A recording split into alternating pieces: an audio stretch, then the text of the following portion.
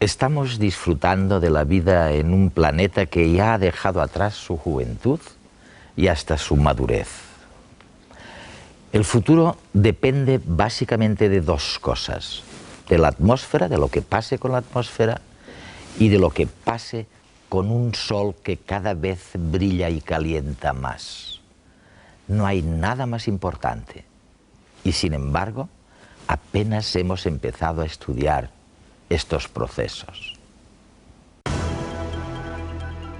Estruendosos terremotos, atronadoras tormentas y abrasadores volcanes gobernaron la Tierra durante millones de años.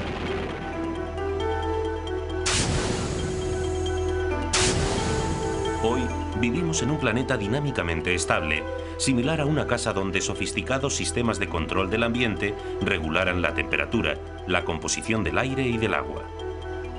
¿Qué ha sucedido para llegar a este punto?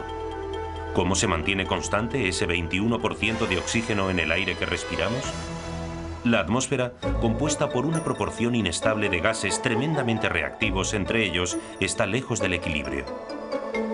Y otra incógnita: ¿cómo se regula la temperatura de manera tan precisa alrededor de tan pequeñas fluctuaciones?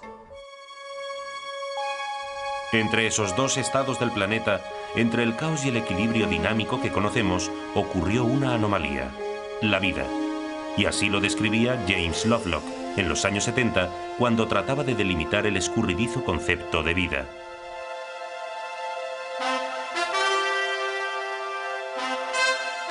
La casa fue ocupada y los habitantes instauraron con su actividad las condiciones aptas para la existencia. Pero la vida no pudo surgir sin las circunstancias primitivas, y estas no cambiaron hasta la intervención de los seres vivos. James Lovelock unió para siempre a seres vivos y planeta. Afirmó que no había una casa habitada, sino que vivienda y ocupantes formaban un único ser. Lo bautizó Gaia.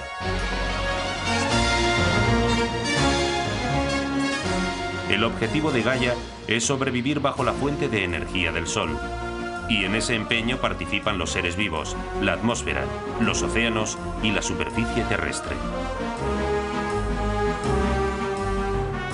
Unos filtran la energía solar, otros la capturan, la transforman, otros la distribuyen o la transmutan. Así, un parámetro sujeto a tantísimos factores como es la temperatura de la Tierra ha permanecido en unos estrechos rangos durante más de 1000 millones de años, a pesar de que la radiación solar ha incrementado gradualmente durante todo ese tiempo. La composición de la atmósfera, en concreto en gases invernadero como el dióxido de carbono, controlada en gran medida por los vegetales, ha ido variando y respondiendo al aumento de energía proveniente del Sol. Gaia dispone de complejos mecanismos capaces de mantener un equilibrio entre los miles de parámetros que entran en juego, entre los millones de ecosistemas en que dividimos nuestro entorno. Comprender Gaia y su funcionamiento lleva irremediablemente a preguntarse si hay conciencia en ese inmenso ser del que formamos parte. El químico James Lovelock es una de las voces más emblemáticas de la ecología. Padre de la revolucionaria teoría de Gaia, en ella Lovelock compara la Tierra con un organismo que se autorregula para mantenerse vivo. ¿Por dónde empezamos? Me imagino aquella maravillosa fotografía de la Tierra. De Gaia hablaremos luego. De aquella fotografía de la Tierra vista desde el espacio. Cambió la percepción de mucha gente sobre dónde estamos y qué somos. Creo que fue una de las cosas más maravillosas que haya visto jamás, la fotografía de la Tierra desde el exterior. Pero creo que la verdadera visión La más impactante estaba en las mentes de los astronautas cuando miraron hacia su planeta. Si hablas con cualquiera de ellos, siempre te dirán lo conmovidos que se sintieron ante esa imagen y cómo eso los llevó a darse cuenta de que esa pequeña cosa era su hogar. No era la calle donde vivían, ni la nación donde vivían. Era su hogar. Y era maravilloso. Era maravilloso. ¿Conoces a Joan Oró? Sí, claro que lo conozco. Creo que coincidisteis en Houston. Sí, vivimos juntos en Houston. Estaba en la misma universidad que yo. Él también estaba impresionado por estas cosas. Recuerdo una vez que nos vimos en Barcelona y me dijo: Edward, las cosas van a cambiar. Ahora estoy convencido. Cuando la gente mire la Tierra desde fuera, cambiará la mentalidad. Va a ocurrir algo extraño, algo revolucionario. Y yo le dije: ¿Estás seguro? Bueno, yo no veo estos cambios. ¿Y tú, James? Tampoco. Estoy de acuerdo contigo. No se han producido todavía. Y creo que se debe al hecho de que aún no hemos hecho suficiente daño a la Tierra para darnos cuenta de lo maravillosa que es. En algún momento del próximo siglo, las consecuencias de todas nuestras acciones, la destrucción de la atmósfera, la supresión de los hábitats naturales, todo esto lo pagaremos. Y entonces nos daremos cuenta de lo maravilloso que era nuestro planeta. Es increíble esta morosidad del cambio cultural. Cuando escucho a la gente decir: bueno, las cosas cambian muy rápidamente. Oye, tengo mis dudas. Con tu perspectiva, una perspectiva de vida independiente y de científico, ¿ves tantos cambios como nos dicen? Cambiar para que todo siga igual. Creo que todo es tribal. No importa el tipo de sistema existente, ya sea capitalista, comunista, religioso o cualquier cosa. Siempre hay una jerarquía con un líder tribal, como en las tribus primitivas de hace siglos. Y no lo podemos cambiar, forma parte de nuestros genes, de nosotros. En ese sentido, nunca cambiará. Siempre tendremos sistemas tribales. Como los chimpancés. Como los chimpancés, ¿nos parecemos tanto a ellos?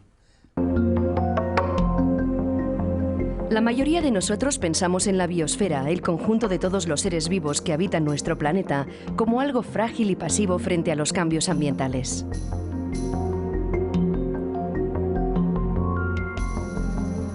Esta visión contrasta vivamente con la teoría de Gaia, que propone que los seres vivos no son menos espectadores, sino que regulan estas condiciones ambientales para que les sean favorables. Postula algo así como la existencia de una fisiología planetaria. Del mismo modo que nuestro cuerpo mantiene constantes la cantidad de azúcar en sangre o la temperatura, la Tierra también tiene mecanismos para mantener parámetros constantes necesarios para la vida, como la proporción de oxígeno en la atmósfera o la cantidad de sal en el mar. Esta capacidad de autorregulación puede hacer pensar que las agresiones al entorno no son tan graves y que Gaia ya se encargará de compensar nuestros excesos. Sin embargo, al igual que nuestros cuerpos, nuestro planeta tiene un límite. Una vez sobrepasado, el equilibrio ecológico puede romperse, y son muchas las actividades humanas que amenazan los ecosistemas. Según muchos investigadores, sin embargo, hay un sesgo antropocéntrico a la hora de valorar los problemas ecológicos. Algunos de los más populares, como la energía nuclear o el agujero de ozono, no son los que revisten mayor importancia para el conjunto del planeta, sino para nosotros, porque creemos que nos afectan directamente. En cambio, el calentamiento global, el abuso de la tierra y la velocidad de deforestación son temas más preocupantes debido a su alcance planetario. También es esta visión antropocéntrica la que pronostica que acabaremos con la vida en la Tierra. En realidad, no somos tan poderosos. Podemos reducir, incluso eliminar las especies vegetales y animales, entre ellos nosotros.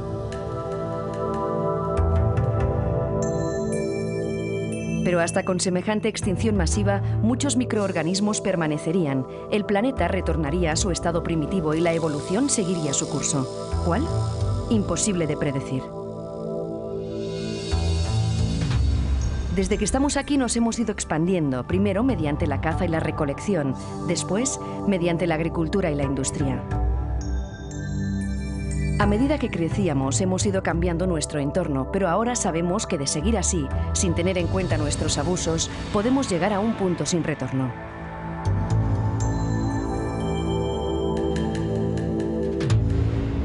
Pensar que Gaia va a cuidar de nosotros es un error. Gaia cuida de sí misma y quizás el mejor modo de hacerlo sea librándose de nosotros.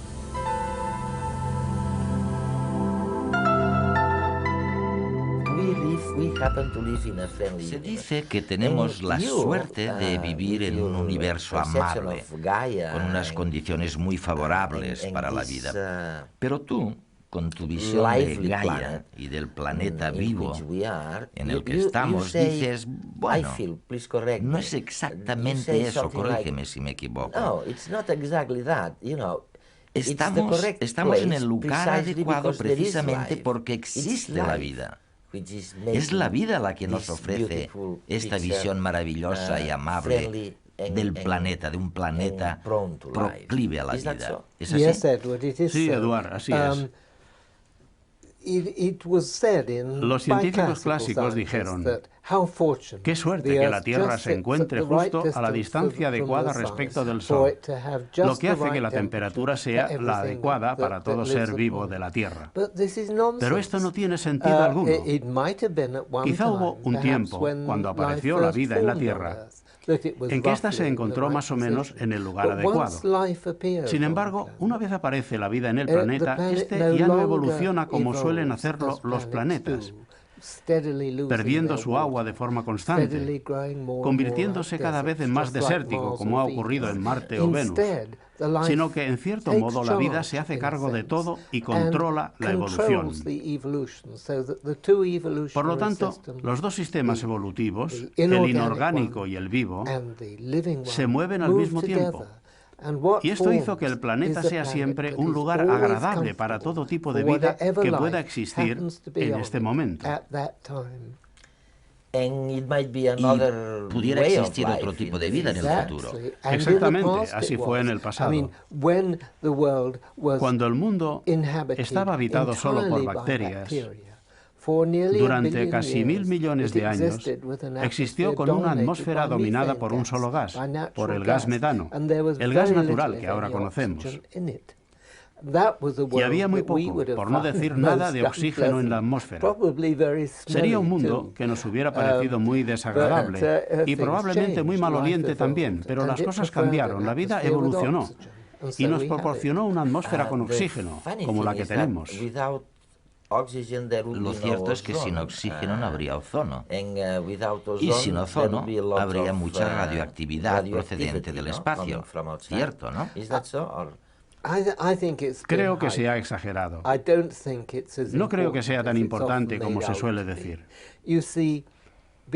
Mira, antes de que apareciese el oxígeno, podría no haber habido ozono. Y sin embargo, había vida, mucha vida. No creo que los rayos ultravioletas sean tan perjudiciales como solemos pensar. La diferencia entre la radiación ultravioleta aquí en Inglaterra o incluso en España, y las tierras altas de África como Kenia, es de casi 8 veces. Estos rayos llegan hasta 8 veces más a Kenia y a esas regiones. ¿Y quién ha oído hablar de algún tratamiento por quemaduras solares? Nadie. La vida sigue. Es fácil acostumbrarse. El problema es que si la capa de ozono desapareciese ahora, las más afectadas serían las personas. El resto de la vida en la Tierra se adaptaría a las circunstancias rápidamente. Pero nosotros tenemos la piel muy clara y somos muy sensibles a las quemaduras solares. Por eso nos afectaría. Sin embargo, el resto de seres vivos no se verían tan perjudicados como nosotros. Según las teorías más aceptadas de la actualidad, La vida surgió en la Tierra hace 3.800 millones de años gracias a una simple y profunda transformación de moléculas muertas que comenzaron a organizarse mediante reacciones químicas en secuencias sistemáticas y estructuras específicas. Estos primeros signos de metabolismo se rodearon de membranas que permitían el flujo de materiales y energía a su través, dando origen a la primera gota microscópica capaz de realizar transcripción y traducción genética. Había nacido la vida, entendida no como una cosa, sino como un proceso que involucra la producción y el mantenimiento de una identidad capacitada para evolucionar. Desde entonces, la vida evoluciona en estrecha relación con la atmósfera y los océanos, ya que las fuentes de energía y de materia que proporciona el medio ambiente determinan la constitución de los seres vivos. La teoría más admitida es que los primeros organismos, al no existir oxígeno, eran anaeróbicos y fermentadores. Se alimentaban de la abundante materia orgánica que flotaba en la sopa primordial. Su número aumentó alarmantemente hasta que los nutrientes se agotaron, provocando la selección de organismos autótrofos. Mutantes capaces de fabricar su propio alimento a partir de fuentes de energía como la luz. El empleo del agua como donante de electrones desencadenó la liberación de oxígeno y, por tanto, la transformación del ambiente reductor en una atmósfera oxidante.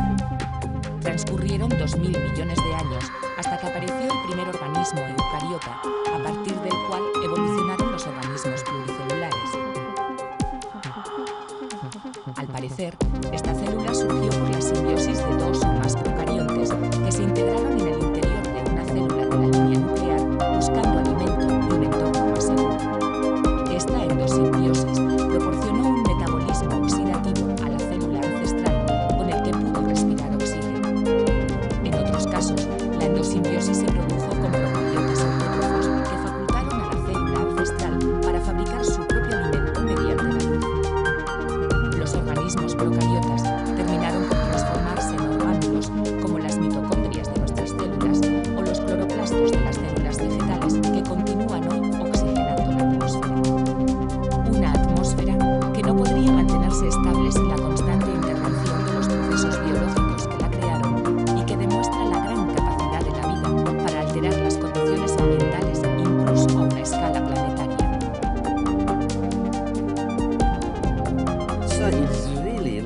Verdaderamente, todo reside en observar la atmósfera. Es lo fascinante de todo esto. El factor más importante, bueno, lo que tal vez te hizo pensar en Gaia, es esta capa delgadísima llamada atmósfera, que es algo muy característico de este lugar. Bueno, es como cuando veo a una persona. Cuando te veo, Eduard, solo veo tu cara. Todo el mecanismo interno de tu cuerpo es invisible a mis ojos y ocurre lo mismo con la Tierra. La atmósfera es lo que se puede ver. Y si te fijas, está formada por gases combustibles como el metano que se mezclan con el oxígeno. Es una atmósfera casi inflamable. Si la composición fuese distinta, explotaría. Es muy frágil y sin embargo perdura. Se mantiene durante miles de millones de años. ¿Cómo es posible? Es la pregunta que vuelve una y otra vez a mi mente. Requiere que exista algo en la Tierra que regule la atmósfera y la mantenga constante. El concepto de la vida es muy importante para todos nosotros y significa cosas distintas, incluso para los biólogos. Pero para ti, el concepto de vida, bueno, si tú dices que el planeta está vivo, entonces el concepto de vida es incluso más importante. Pensemos por un momento en qué es la vida. Quiero decir, oye, ¿cómo la ves? Bueno, soy un científico, pero los científicos, ya sabes, pertenecemos a tribus distintas. Están los biólogos, los físicos, los químicos. Y si les preguntas a cada uno de ellos, a un representante de cada disciplina, ¿qué es la vida?, todos te darán una respuesta distinta. El biólogo te dirá que es algo que se reproduce a sí mismo y que los errores reproductivos son corregidos por la selección natural. Es lo único que debe saberse sobre la vida. Y el químico te dirá, para un minuto, también es algo que metaboliza, que coge elementos químicos del entorno, los procesa y los devuelve. Y de alguna forma todo el sistema se mantiene siempre en un estado maravilloso, en un estado constante que logra estar fuera del equilibrio. Y un físico te dirá, nada de esto. Es un sistema que funciona como un frigorífico. Coge energía libre, la transforma y se construye a sí mismo como una estructura que disipa energía. Me gusta la palabra disipación. Creo que la verdad es que todos nuestros científicos han viajado solo un poco al pasado para entender qué es realmente la vida. Es una de las preguntas que tendremos que resolver en el futuro, dar una definición adecuada de la vida. ¿Podríamos hablar de la senectud del planeta? ¿Habría superado ya la línea divisoria entre la juventud y la senectud? ¿La hemos cruzado? ¿Gaia la habría cruzado? Así es una persona mayor que se merece un respeto. Gaia existe desde hace quizá 3.000 o 4.000 millones de años, pero se calcula que no le quedan más de 1.000 millones de años antes de morir. Es una señora mayor, se parece a mí, que casi tengo 80 años. Todavía podemos dar guerra, pero las cosas ya están empezando a deteriorarse y hay que tener esto presente.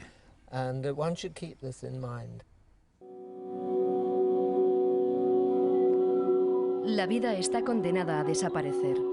Los primeros síntomas ya son visibles. El Sol calienta un 30% más que cuando se formó y seguirá calentando cada vez más antes de colapsarse y morir. A pesar de esto, la temperatura del planeta no ha aumentado. Debemos agradecérselo a los océanos, los suelos y las rocas que absorben desde hace millones de años dióxido de carbono, que es el componente de la atmósfera responsable de retener el calor que recibimos del Sol. Sin embargo, este compuesto también es esencial para la vida, puesto que es la materia prima de las plantas para realizar la fotosíntesis.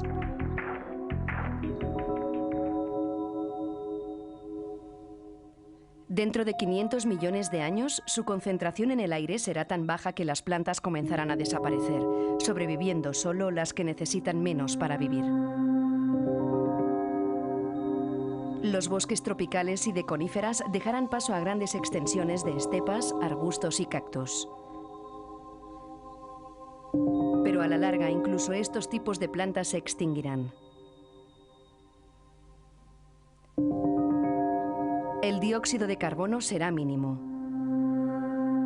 Solo podrán realizar la fotosíntesis organismos muy pequeños como bacterias y algas. Los únicos bosques que quedarán serán los formados por hongos microscópicos. Sin plantas, el paisaje del planeta será muy distinto. Aumentará la temperatura del planeta y la vida se convertirá en un fenómeno raro concentrado en los lugares menos expuestos al sol, los polos. El resto de la Tierra será un enorme desierto de arena y rocas, con grandes ventiscas y un cielo grisáceo y nubloso. La inmensa mayoría de animales desaparecerá. En este escenario proliferarán los artrópodos, mayormente insectos, arañas y escorpiones. Solo algunos lagartos, pájaros y pequeños mamíferos sobrevivirán al cambio climático viviendo en cuevas, lejos del sol abrasador.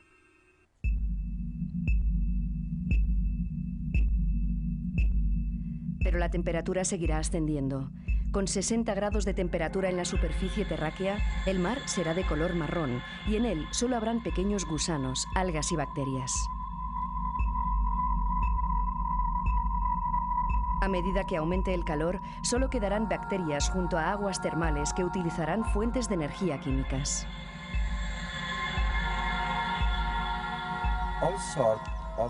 Existen todo tipo de amenazas, cosas terribles que van a ocurrirle a nuestro planeta si no cambiamos con urgencia nuestra forma de comportarnos y de relacionarnos. ¿Qué dirías? Oye, ¿podemos hacer algo para evitarlo? Estamos empezando a comprobar los primeros cambios adversos que se están produciendo en la atmósfera como consecuencia de nuestras acciones. El dióxido de carbono en la Tierra está empezando a aumentar. Y si pensamos en Marte y Venus, que están cubiertas de dióxido de carbono, sabremos que este aumento pone de manifiesto que estamos dañando la Tierra. Y esto es algo que debe preocuparnos. La destrucción de los hábitats, como por ejemplo la pérdida de la selva amazónica, no solo impide el sustento de las personas, sino que afecta al clima y al bienestar del mundo entero. Es decir, no tenemos que pensar en la humanidad. Vivimos en un siglo en el que los derechos humanos han estado en el centro de todas las preocupaciones. Pensamos que lo más importante es beneficiar a la humanidad. Y yo digo que este planteamiento es erróneo. Deberíamos preocuparnos primero por la Tierra, porque dependemos totalmente de ella. Si lo damos por sentado y no la cuidamos, entonces toda la humanidad sufrirá. Estás sugiriendo que hay muchas cosas que la Tierra debería seguir haciendo y que sería una locura pensar que la única preocupación de la Tierra, del planeta, sea que la humanidad siga viva y feliz. Exactamente. Tenemos que preocuparnos por la Tierra. Una cosa que podríamos hacer, por ejemplo, sería obtener mucha más comida gracias a la industria química o la biotecnología. No necesitaríamos utilizar tanta extensión de suelo para cultivar alimentos o, en cualquier caso, solo de forma muy limitada. Por tanto, sí que existe una salida, pero es una salida basada en la tecnología, no en su abandono. Otra cosa que podríamos hacer desde un punto de vista práctico sería dejar de tener miedo a la energía nuclear. Sé que tenemos razones de peso para temer la guerra nuclear, ya que ha sido destructiva para la civilización, pero la energía nuclear es buena. Es la única fuente de energía que no daña la atmósfera, no provoca daños, solo supone una amenaza para las personas, no para la Tierra. ¿Y dónde están las amenazas, entonces? ¿De qué debíamos estar asustados? Se pueden ver muchas. Mira, el verano pasado en Europa, el calor excesivo acabó con la vida de 20.000 personas. Este tipo de amenaza se produce cada vez con más frecuencia y la gente no es del todo consciente. Esto es verdaderamente una amenaza. ¿Y cuáles otras? El calor. La subida del nivel del mar es una amenaza enorme para las ciudades costeras del mundo. No es necesario que el mar suba muchos metros desde su nivel actual para que sean inhabitables. Y no deja de subir. Debido a los cambios térmicos. Sí. El mar es como un termómetro. A medida que se calienta, se expande. Cuando las cosas se pongan muy feas, por ejemplo, pensemos que una ciudad como Londres se vea inundada y resulte inhabitable debido a la subida del nivel del mar, entonces la gente se unirá y se dará cuenta de que la Tierra, su hogar, nuestro planeta, Gaia, está en peligro. Y entonces se unirán como en tiempos de guerra y aceptarán hacer sacrificios comunes que habitualmente no hacen. Ahora es inútil decirle a la gente que no coja tanto el coche porque daña el medio ambiente. Ellos te contestan que lo haga otro, que ellos no lo van a dejar porque sus puestos de trabajo son demasiado importantes. Pero en tiempos de guerra las cosas son distintas. La gente cambiará. Viniendo de ti, oye, el gran conservacionista, es asombroso oírte decir que la tecnología y la ciencia son la única solución, que la naturaleza por sí sola no nos va a salvar.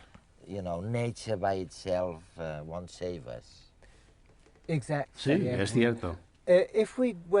Si volviésemos 200 años atrás, cuando solo éramos 1.000 millones de personas habitando el planeta, podríamos habernos salvado con las energías renovables, la agricultura biológica, las medicinas alternativas y todo lo demás, y no hubiese importado. Podríamos haber hecho lo que hubiésemos querido, pero ahora tenemos que pagar el precio de haber aumentado la población hasta 6.000 millones. Ejercemos tanta presión sobre la Tierra que nos vemos obligados a recurrir a la tecnología para alimentarnos y mantenernos. Y deberíamos dejar de robar a la Tierra lo que le pertenece.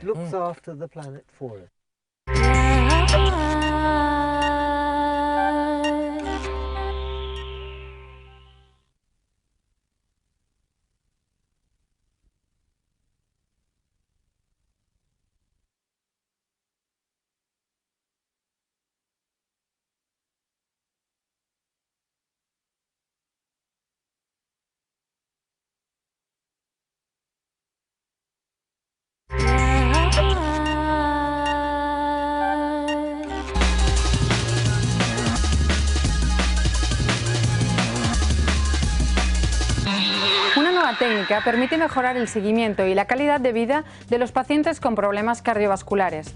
Son los denominados marcapasos inteligentes, que se adaptan a las necesidades de cada usuario. Se trata de una técnica que mejora ostensiblemente la calidad de vida de los pacientes que han sufrido un episodio de insuficiencia cardíaca y no responden a los tratamientos tradicionales. De momento, la terapia se está aplicando a cerca de 500 voluntarios que conviven con esta especie de marcapasos inteligente. Aunque en España aún está en fase de experimentación, esta técnica ya se aplica en Estados Unidos desde hace 6 años. Estadísticamente está comprobado que el marcapasos inteligente reduce el número de ingresos hospitalarios y mejora la vida cotidiana de estos enfermos. La ventaja sobre los marcapasos tradicionales es que se puede ajustar a las necesidades de cada paciente. En los próximos meses, Gran Canaria se convertirá en el centro de atención de los especialistas en energías limpias y renovables. Y es que en esta isla pondrán en marcha una flota de autobuses que funcionan gracias a la energía eólica. A Madrid y Barcelona, ciudades pioneras en el desarrollo de tecnologías limpias y energías renovables, se le acaba de unir Gran Canaria, ya que allí se está desarrollando un programa para que diversos tipos de vehículos funcionen con energía eólica. Los autobuses, además de circular con una energía totalmente respetuosa con el medio ambiente, serán más silenciosos, lo que mejorará la calidad de los trayectos de los pasajeros. La Unión Europea financiará la fase de estudio y diseño de las infraestructuras necesarias para este innovador sistema de transporte, que se implantará en las islas de Gran Canaria, Tenerife y El Hierro.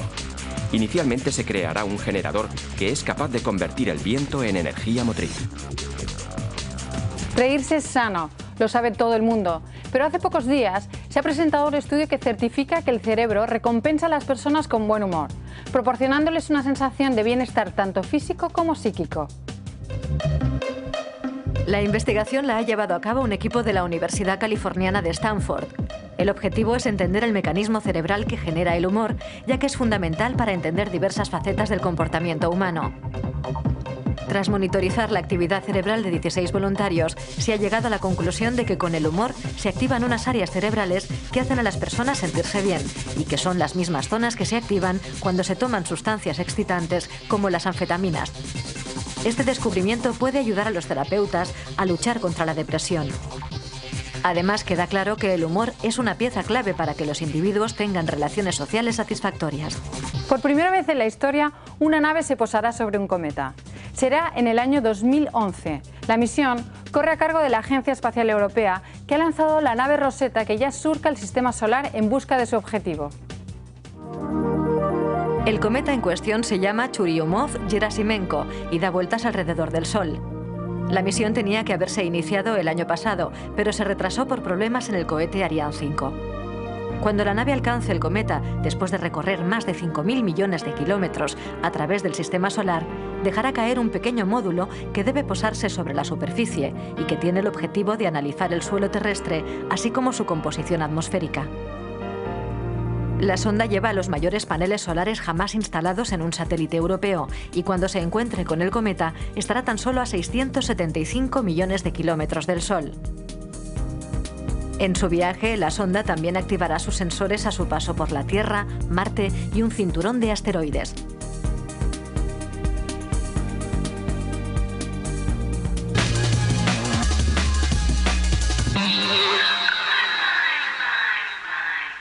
Bienvenidos a esta segunda parte de Redes.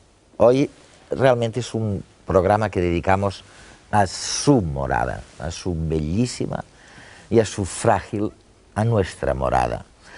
En la primera parte del programa, nuestras audiencias en América Latina, las que nos ven gracias al canal internacional de televisión española, nuestras audiencias, digo, han podido escuchar a James Lovelock y le hemos escuchado diciendo cosas como Marte, en español, es un cadáver. Y la gran diferencia de Marte con la Tierra es que nosotros tenemos una atmósfera que permite, que permite realmente que vivamos acá.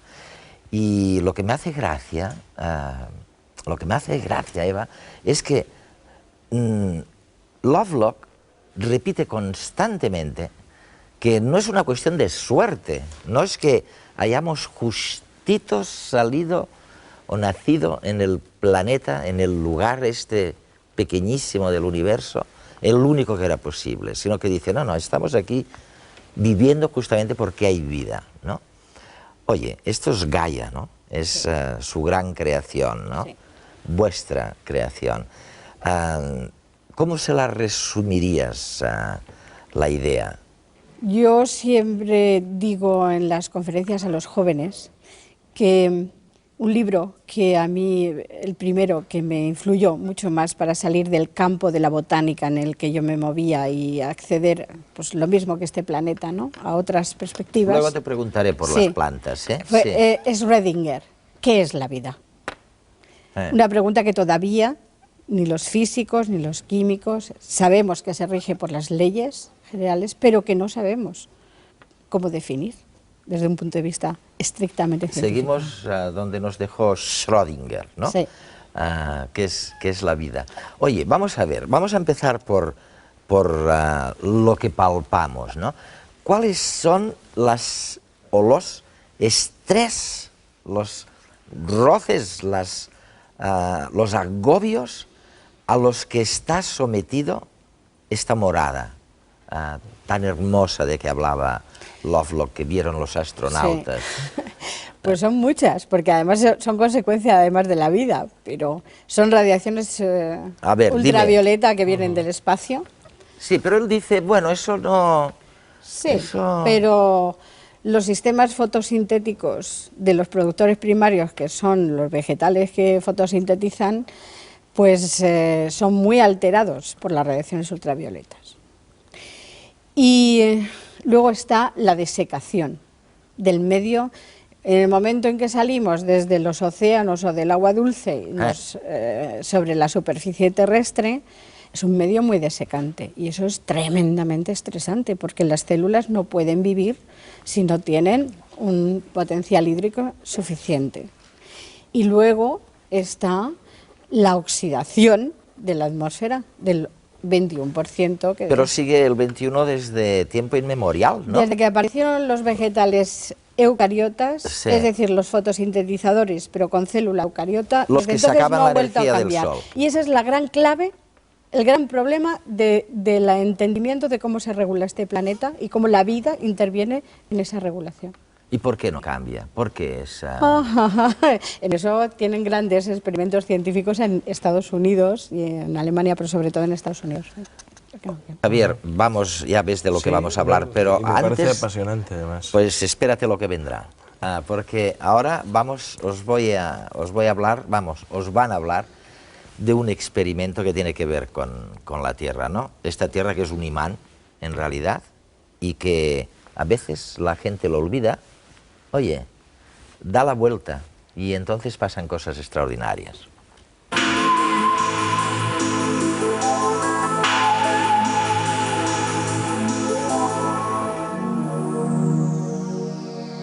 El estado de la Tierra actual es reflejo de lo que ha sido su historia.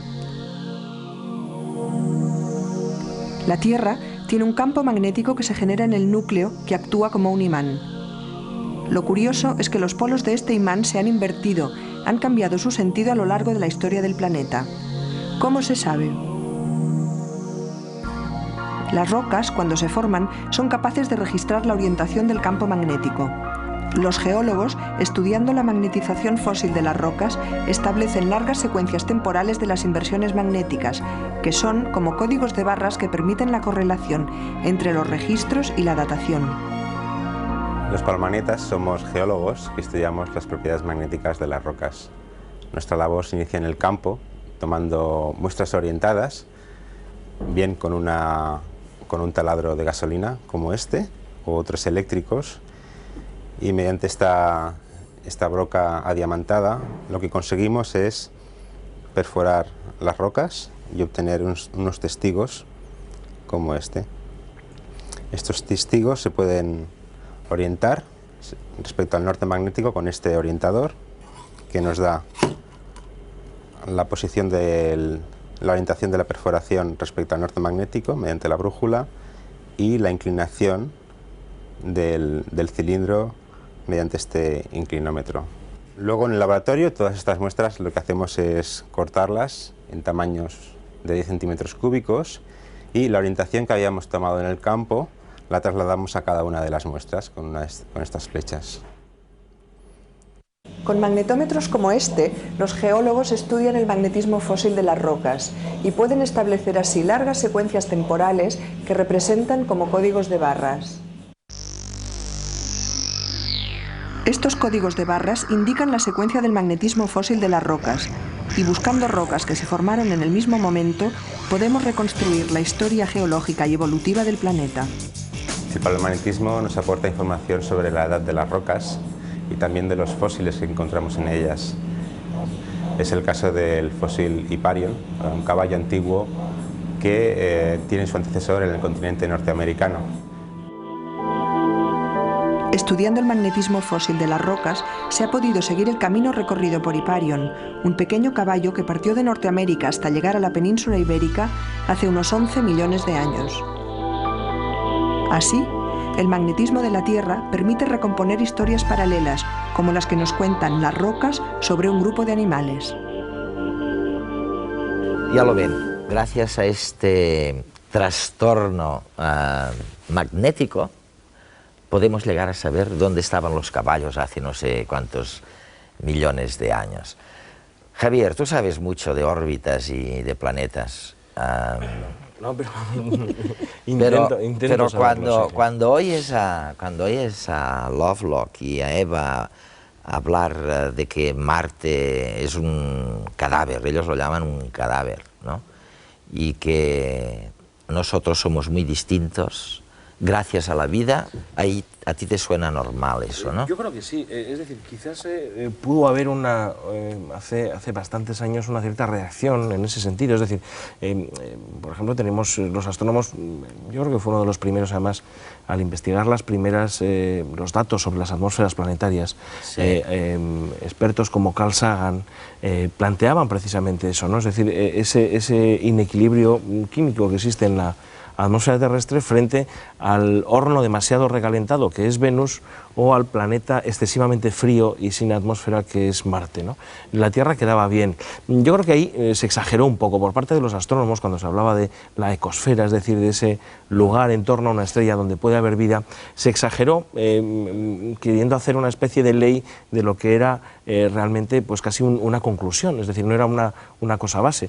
Evidentemente la Tierra está bien puesta en el sentido de que tiene una fuente de energía suficiente, pero sabemos que a lo largo del tiempo ha ido cambiando la cantidad de luz que nos llega del Sol y la vida se ha podido mantener o se ha podido adaptar a las nuevas circunstancias, a un planeta más cálido, más frío, ¿no? Oye, ha aumentado, me dicen, más de un 30% la luminosidad del Sol, ¿no? Sí, desde el comienzo del sol frío, que se suele decir casi, ¿no? Sí. Y sin embargo aquí no nos torramos, oye, no nos quemamos todavía. ¿Eso cómo me lo explicáis? ¿Realmente es un planeta que se autorregula, ¿no? O se autocura? ¿Cómo es que nos salimos todos? Sí. Bueno, uno podría decir el planeta realmente no tiene la culpa de la insolación. Es decir, el Sol es un aporte de energía en todas las longitudes de onda que está recibiendo el planeta. ¿Cómo se absorbe, cómo se distribuye esa energía o cómo se puede mantener el resultado de un montón de procesos? Y ahí es donde creo que tienes razón, Eva, ahí es donde está la vida funcionando, afortunadamente, ¿no? Sí.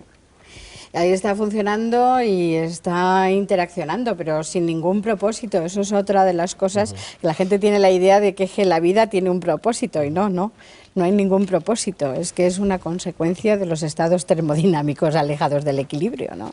Bueno, eso lo decís los científicos en vuestros libros, pero a la gente, ¿cómo le explicamos? ¿Cómo me explicas que habiendo aumentado la luminosidad del Sol un 30%, que es una burrada,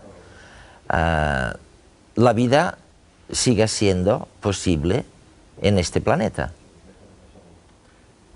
A ver, habría mecanismos. Por ejemplo, nosotros venimos y posiblemente volveremos dentro de poco a una situación en que gran parte del planeta estaba helada, ¿no? Las glaciaciones suponen un mecanismo de control también de eso. Por ejemplo, la radiación del Sol se refleja más en el hielo en esas capas heladas, y esto hace que la Tierra, fíjate, esté echando energía hacia afuera. Por el contrario, una situación de más calor podría producir nubes que a la vez hicieran ese efecto también de reflejar más la luz del sol. Los propios sistemas vivos, el aumento de la masa vegetal o la pérdida de masa vegetal comportan cambios de la reflectividad del planeta, del albedo o de la propia atmósfera. Lovelock hablaba de la presencia de humos en una Tierra primigenia que posiblemente eran los encargados de mantener esos rayos ultravioleta fuera, como ahora lo hace el ozono, ¿no? Es decir, siempre hay multitud de sistemas. Yo creo que quizás un poco lo interesante de estos sistemas complejos, como tú dices, es que hay muchos mecanismos por los cuales uno le puede ayudar al otro. Oye, hay otra cosa que me preocupa, Javier y Eva. Por ejemplo, si uno cuando contemplas el mar al atardecer, piensas que lleva muchos años este tema así, ¿no? Y que cada vez habría más sal en el mar, porque cada vez pasa más tiempo que los ríos van echando toda la sal que recogen por ahí en la tierra, en el mar, y tú sabes que más allá de un cierto nivel de salinidad en el mar, se me morirían todos los peces y esto sería una catástrofe. Y sin embargo, otra vez, es como si esto se autorregulara de alguna manera y no cambia, ya me dirás por qué, no cambia la cantidad de sal que hay en el mar. ¿Cómo ocurre eso? Decir porque hay algún mecanismo que se sabe que está relacionado, por ejemplo, con el plancton marino. Los organismos del plancton, que son microorganismos que están en suspensión, pues regulan a través, pero por sus propios procesos, ¿no? Yo siempre quiero... No porque alguien lo diga. No por alguien lo diga ni porque esté predeterminado, sino por su propio funcionamiento, pues acumulan y liberan un gas que es el dimetilsulfuro o sulfuro de dimetilo, dependiendo de cómo la taxonomía, y entonces esto constituye unas micropartículas alrededor de lo cual se crean los núcleos de condensación de las nubes, y gracias a las nubes pues se acumula el vapor de agua de la atmósfera y lo que dice Javier, pues hay más albedo y se mantiene, entonces forma parte del ciclo del agua, y en esas nubes también pues van iones. Y entonces hay una autorregulación. ¿Sabemos algún mecanismo? Qué fantástico, ¿no, Javier? Dime, me ibas a decir que además, posiblemente si este mecanismo un día no fuera tan efectivo, hay otros 5 o 6 reemplazos que la vida ha ido creando, que podrían dar cuenta, ¿no? Es decir, posiblemente la forma de responder, por lo tanto, de supervivencia, el mecanismo evolutivo es terriblemente efectivo. Oye, en ese sentido. Si se estropeara, y si alguno de estos mecanismos fallara, o si no fallara nada, de todas maneras, os voy a enseñar 2 minutos de un reportaje que nos dice exactamente, bueno, que nos coloca realmente, aproximadamente, en el tiempo cósmico, y que nos dice, oiga, pues si esto fuera un reloj, la vida de las plantas, de los animales, entre los que os contamos, va de 4 a 5. Nuestro planeta, la Tierra, se formó del polvo estelar hace 4.500 millones de años. Poco a poco se enfrió y surgió la vida. Hace tan solo 250 millones de años que los continentes se separaron, creando el planeta que hoy conocemos. El Sol, que con su calor ha proporcionado la vida, también será el causante de su muerte. Nuestro astro rey, cada vez más brillante, producirá cambios en nuestro planeta que culminarán con su destrucción. Si trasladamos la historia de la Tierra a un reloj, donde cada hora represente 1.000 millones de años, actualmente nos encontramos en plena madrugada. La vida animal se inició hace apenas media hora y se extinguirá en otros 30 minutos. Los humanos, gracias al poder de adaptación que nos proporciona la tecnología, tal vez seamos de las últimas especies en perecer. En la evolución hasta su muerte, que se producirá en 7.500 millones de años, la Tierra sufrirá cambios inversos a los que la llevaron a ser un planeta vivo. En apenas un cuarto de hora, es decir, en 250 millones de años, los planetas se habrán unido de nuevo en una masa continental única. En una hora, la temperatura sobre la superficie será de 70 grados. El aumento de la temperatura provocará un deterioro de la atmósfera terrestre que conducirá de nuevo a la vida al interior de los océanos. Sobre las 8 de la mañana las radiaciones solares producirán la evaporación de los océanos. La superficie de nuestro planeta, árida y extrema, se parecerá cada vez más a un gran desierto. A partir de este momento las condiciones solo empeorarán. El Sol podría acabar engullendo a la Tierra y en su final como gigante roja, fundiendo y esparciendo nuestros átomos por el espacio. En otro posible final, el Sol no engulliría a la Tierra, pero en su etapa posterior como enana blanca, la Tierra acabaría como un lugar tenebroso, extremadamente frío y sin un atismo de la vida que hemos conocido. No me digan que no es fantástico el tema de la idea de Gaia, esa especie de diosa griega representando a la Tierra que lanzó Lovelock hace 30 años o más, ¿no? 30 años. Sí. Digo que es fantástico porque, bueno, oye, aquello parecía un desatino tremendo y a mucha gente le sigue pareciendo, pero la verdad es que teníais razón, en el sentido de que esto, oye, se autorregula en cierta manera, claro, sin un propósito, como decís, allí no hay nadie que esté cocinando este platito, pero esto se autorregula solo y sin embargo hay peligros. Tú me has hablado de algunos de los estrés, sí. Pero el propio Javier nos dice hay mecanismos sustitutivos que están allí como esperando si algo falla, que podrían ponerse en marcha. Uno de estos mecanismos impresionantes es el de la simbiosis, ¿no? El que hubo al comienzo de todo, cuando se juntan. Bueno, tú se lo explicas a la... Y los que sigue habiendo, porque actualmente pues una gran amiga de Lovelock, que es Lynn Margulis, pues ha escrito un libro que se llama El planeta simbiótico. Sí. Y realmente de lo que tenemos que hablar es de que a lo largo de la historia de la Tierra ha habido muchas catástrofes, han cambiado las formas de la vida, pero no ha cambiado la vida. Y lo único que ha cambiado han sido los mecanismos de simbiosis, han cambiado los mecanismos de simbiosis entre los organismos. Oye, la simbiosis sobre todo para lo que te sirve es para producirte una diversidad Innovación evolutiva. Innovación significa innovación de formas e innovación de funciones. Y por eso vienen los nuevos mecanismos de regulación. Con el tiempo. Y la propia evolución que sigue ahí, ¿no? Es decir, porque a veces yo siempre en estas cosas, y Margulis en eso siempre juega un poco a provocar, ¿no? Como diciendo, no hay evolución realmente en el sentido estricto, lo que hay es simbiosis, ¿no? Tenemos la mitocondria dentro de la célula y gracias a eso tenemos una máquina que puede generar otras cosas, ¿no? Y a veces también macroscópicamente es lo mismo. Claro, y esta visión de Gaia a veces también se ha exagerado un poco hacia ese sentido personal, casi consciente, ¿no? De un mundo, cuando realmente estamos hablando siempre de ese azar y de esa necesidad, es decir, esa simbiosis no es más que resultado precisamente de esos mismos procesos que hacen tan especial a nuestro planeta, ¿no?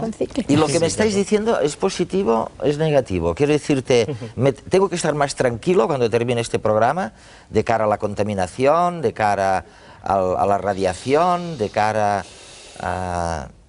Hay un problema, que es el factor tiempo. El de 4 a 5.